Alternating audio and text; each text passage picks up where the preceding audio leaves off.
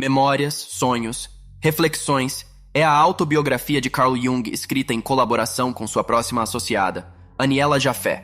Foi publicada um ano após sua morte, em 1962. Mesmo em idade avançada, ele não se envolveria em tal empreendimento a menos que sentisse que era uma tarefa imposta a ele de dentro. Jung havia conversado com muitos homens notáveis de seu tempo, mas apenas alguns desses encontros permaneceram em sua memória. Por outro lado, sua recordação de experiências internas se tornou cada vez mais vívida.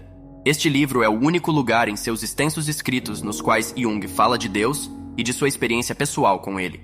Em seus trabalhos científicos, ele usa o termo imagem de Deus na psique humana com base na linguagem objetiva da investigação científica, enquanto neste caso é subjetivo, baseado na experiência interna. Minha vida é uma história de autorrealização do inconsciente. Tudo no inconsciente busca manifestação externa, e a personalidade também deseja evoluir de suas condições inconscientes para se experimentar como um todo. Para Jung, a vida não pode ser abordada como um problema científico, mas sim por meio do mito, que expressa a vida de forma mais precisa do que a ciência. A vida sempre me pareceu como uma planta que vive em suas raízes.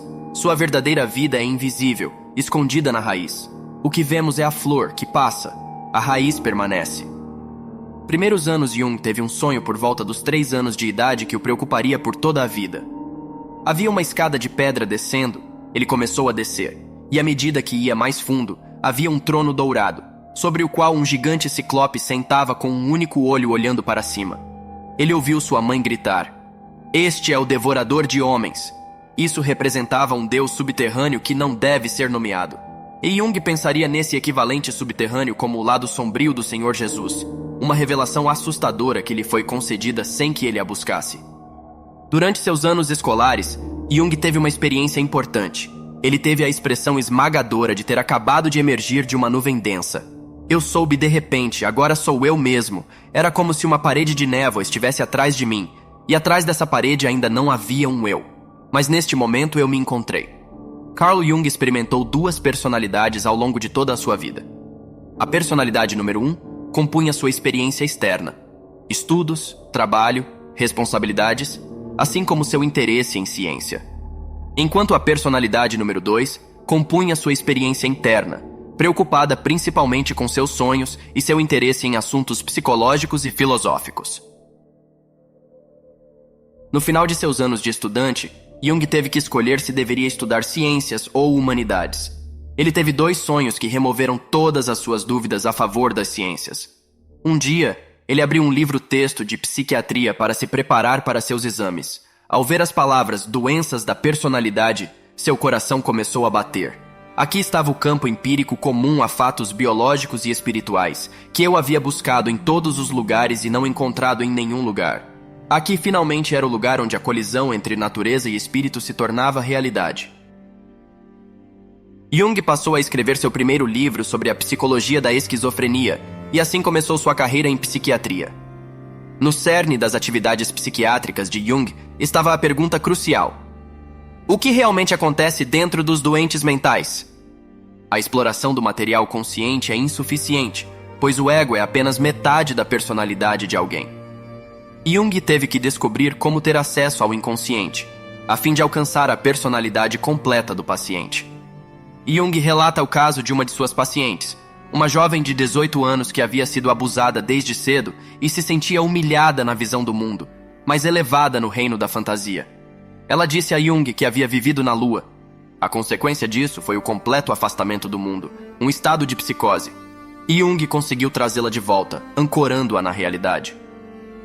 Desde então, Jung decidiu considerar os sofrimentos dos doentes mentais sob uma luz diferente, pois ele havia adquirido um entendimento sobre a riqueza e a importância de sua experiência interna.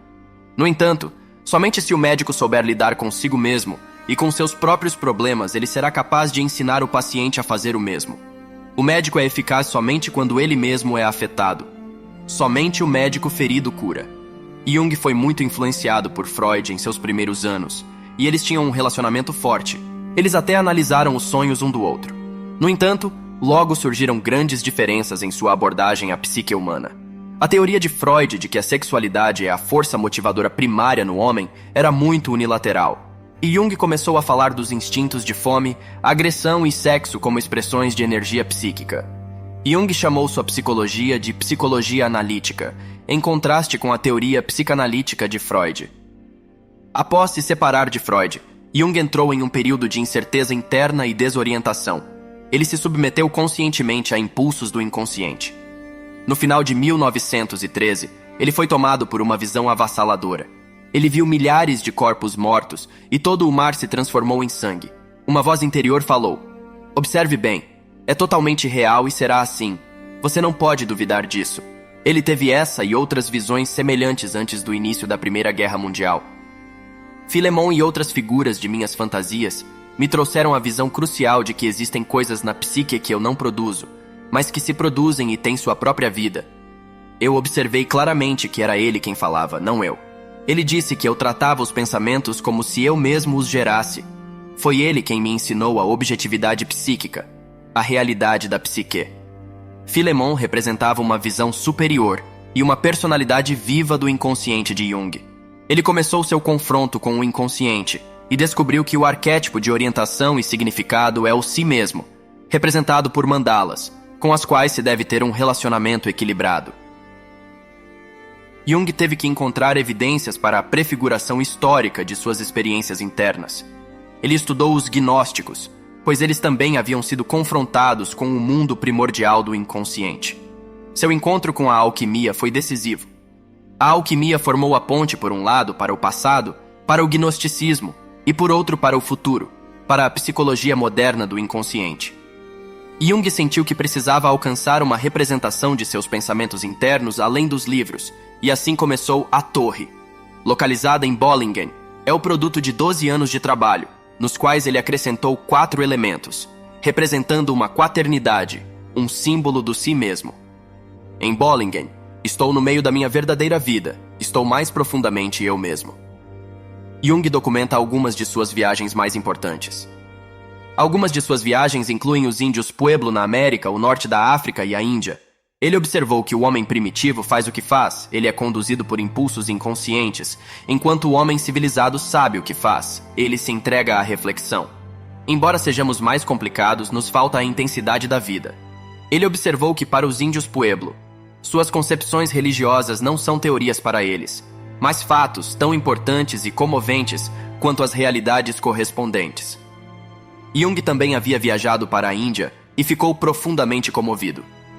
A Índia me proporcionou minha primeira experiência direta de uma cultura alienígena e altamente diferenciada.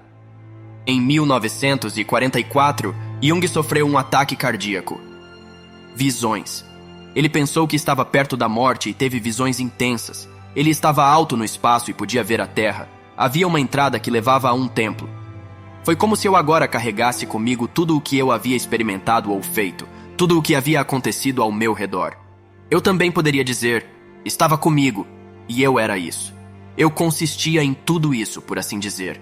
Eu consistia de minha própria história, e sentia com grande certeza, isso é o que eu sou. Então ele viu uma visão de seu médico dizendo que ele precisava voltar à Terra. Ele pensou, agora devo voltar ao sistema de caixa novamente, pois me parecia como se além do horizonte do cosmos, um mundo tridimensional tivesse sido construído artificialmente, no qual cada pessoa estava sentada sozinha em uma pequena caixa. Durante o dia, Jung se sentia deprimido. No entanto, à noite, ele estava cheio de visões intensas. É impossível transmitir a beleza e a intensidade da emoção durante essas visões. Elas foram as coisas mais tremendas que já experimentei. Sobre a vida após a morte.